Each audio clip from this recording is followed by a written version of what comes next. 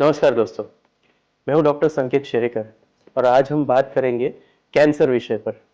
Cancer होता क्या है? दोस्तों, कैंसर ये जो वर्ड है, हम ऐसे रोग के लिए यूज करते हैं जिसमें शरीर के जो सेल्स है वो एबनॉर्मली और अनकंट्रोलेबली ग्रो होते हैं। ये सेल्स जो है, इनके पास ये कैपेसिटी है कि ये शरीर के दूसरे भागों में फैले और वहाँ के सेल्स को डिस्ट्रॉय करें। आज हम बात करेंगे कि कैंसर ये बीमारी जनरली होती क्या है, उसमें क्या क्या लक्षण पाए जाते हैं और इसकी ट्रीटमेंट के लिए और इसको जल्दी डिटेक्ट करने के लिए हम क्या कर सकते हैं।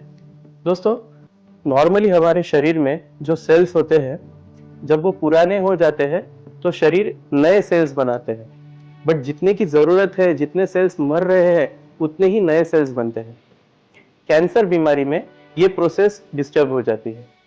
उसमें भले ही 10 सेल्स मर रहे हो, बट 50, 60, 70 सेल्स बनने लग जाते हैं। ये जो ग्रोथ रेट है ये अनकंट्रोल्ड रहता है और सेल्स जो बनते भी है उनका स्ट्रक्चर एबनॉर्मल रहता है, वो नॉर्मल सेल्स की तरह नहीं दिखते हैं। ये रहते हैं कैंसर सेल्स और इनके पास ये ताकत रहती है कि वो शरीर के दूसरे अंग में जाके फैले और वहां पे भी एक गांठ बनाए। कैंसर होता क्यों है? काफी रिसर्च के बाद अनेक कारण मिले हैं जिससे कि कैंसर शरीर में हो सकता है। सबसे पहले तो जेनेटिक फैक्टर्स, यानी कि आपकी शरीर रचना में, आपके रंग सूत्रों में अगर कोई खामी हो तो आपका शरीर कैंसर के लिए ससेप्टेबल है। इसके अलावा लाइफस्टाइल फैक्टर्स, यानी आपकी जीवन शैली, यानी कि अगर आपका आहार हेल्दी ना हो, अगर आपका फिजिकल एक्टिविटी अच्छे से नहीं हो रहा हो, ज़्यादा बैठना होता है, अगर आप कोई योगा प्राणायाम ऐसी एक्सरसाइज नहीं करते हैं, साथ ही साथ आपके सोने का टाइम फिक्स नहीं है, घंटे कम पड़ रहे हैं, और अगर आप कोई व्यसन कर रहे हैं यानी कि तंबाकू या दारू का सेवन, तो आपकी कैंसर की रिस्क बढ़ जाती है। साथ ही साथ कुछ एनवायरमेंटल फैक्टर्स, यानी कि पोल्यूशन, केमिकल्स का एक्सपोजर या रेडिएशन का एक्सपोजर, इससे भी कैंसर की संभावना बढ़ जाती है। कैंसर के लक्षण क्या होते हैं? काफी बार हमारे पास मरीज आते हैं जो कि ये जनरल लक्षण लेके आते हैं। अगर किसी कारण बगैर आपका वजन घट रहा है, अगर आपको दिन भर थकान महसूस होती है, अगर आपके टॉयलेट के रास्ते से ब्लड जा रहा है, या आपके टॉयलेट का कंसिस्टेंसी यानी कि उसकी जो बंधाई है वो चेंज हो गई हो और अभी लूज मोशन सडनली शुरू हो गए हो, अगर कोई भी शरीर के अंग पर आपको किसी भी प्रकार की गांठ या स्वेलिंग महसूस हो रही हो, तो ये सब लक्षण कैंसर के हो सकते हैं।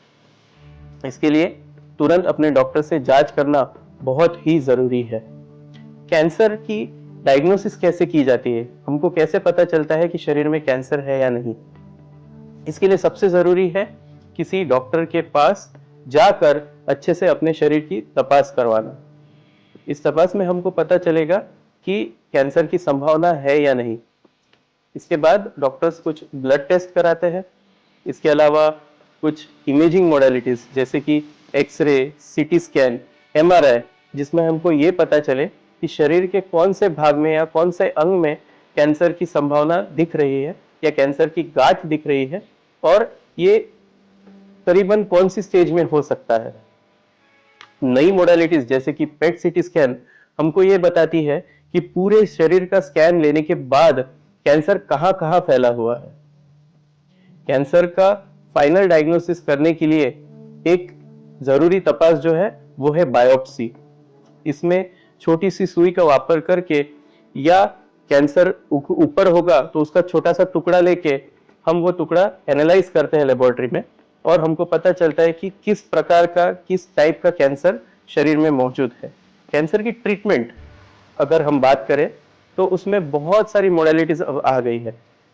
सबसे कॉमन और सबसे जरूरी जो ट्रीटमेंट है वो है सर्जरी, रेडिएशन और कीमोथेरेपी।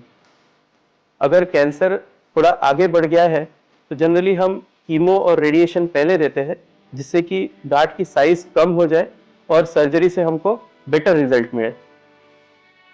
कभी कभी अगर गांठ छोटी हो, एक ही जगह पर सीमित हो, तो सर्जरी पहले करके फिर रेडिएशन या कीमो दिया जाता है। इसके अलावा अगर हम नई ट्रीटमेंट्स की बात करें तो उसमें हार्मोनल थेरेपी, इम्यूनोथेरेपी या टारगेटेड थेरेपी आ गए हैं। जो कि कैंसर की कोई वीकनेस को टारगेट करके उसके ऊपर फोकस करके उस एरिया को डैमेज करते हैं ताकि कैंसर सेल्स मरने लगे और हमको एक अच्छा रिस्पॉन्स मिले। पेशेंट का ओवरऑल हेल्थ, उसका एज, कैंसर का टाइप और उसका स्टेज, ये सारी चीजें डिसाइड करती है कि कौन से प्रकार की थेरेपी पेशेंट को सबसे बेहतर रिजल्ट देंगी। इस कैंसर को हम पहले कैसे ढूंढें या डिटेक्ट करें? दोस्तों, जैसे हमने डिस्कस किया कि कुछ एनवायरमेंटल फैक्टर्स और लाइफस्टाइल फैक्टर्स है जिससे कैंसर हो सकता है। अगर आप वो चीज़ों को अवॉइड कर सके, जैसे पोल्यूशन या रेडिएशन या केमिकल एक्सपोजर से खुद को दूर रखे, अगर अपनी जीवन शैली सुधारे, रोजाना एक्सरसाइज, योगा, प्राणायाम करे, तंबाकू, दारू का सेवन बंद करे, तो आप खुद को कैंसर से बचा सकते हैं। इसके अलावा हर साल डॉक्टर से प्रॉपर जांच करवाना या सोनोग्राफी करवाना, कोई ब्लड टेस्ट करवाना, जिससे कि कैंसर जल्दी पकड़ में आ जाए, ये बहुत ज़रूरी है। और अगर ऐसा कैंसर हमें मिल जाता है तो आप उसकी जल्दी ट्रीटमेंट शुरू कर सकते हैं। दोस्तों, कैंसर ये बीमारी या ये निदान पेशेंट और उसकी फैमिली के लिए एक बहुत ही गंभीर विषय हो जाता है, एक बहुत ही दुखदाई विषय है। पर इसी जर्नी दौरान आपको मदद करने के लिए डॉक्टर्स, बहुत सारे नए नए ऑर्गेनाइजेशंस या एनजीओस अभी अवेलेबल है। आप ज़रूर इन्हें कांटेक्ट करें, वो आपको गाइड करेंगे, आपको काउंसल करेंगे और आपका हौसला बनाए रखेंगे। इस वीडियो को बनाने का मतलब ही ये था कि आपको कैंसर के बारे में एक बेसिक इंफॉर्मेशन मिले, ताकि आप इन लक्षणों को जल्दी समझे, इनको पहचान पाए और तुरंत अपने डॉक्टर से इसकी जांच करवाकर ट्रीटमेंट शुरू कर पाए। Thank you.